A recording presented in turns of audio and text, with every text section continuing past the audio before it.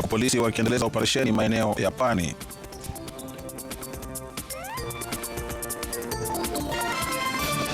Political differences are fine. We don't have to agree all the time, and when we do not agree, let us execute them with a measure of decency. We don't have to kill people.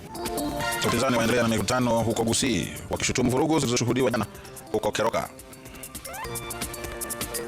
Mtoto alikuwa na pneumonia na kulingana vile yenyewe ilikuwa inaonekana haikuwa ya siku hiyo. Uchunguzi wa maiti waonyesha mwanafunzi wa Katoloni alifariki kwa homa ya mapafu. Jana yatembea Mombasa kwa hamasisho la usalama wa dereva wa masafa marefu.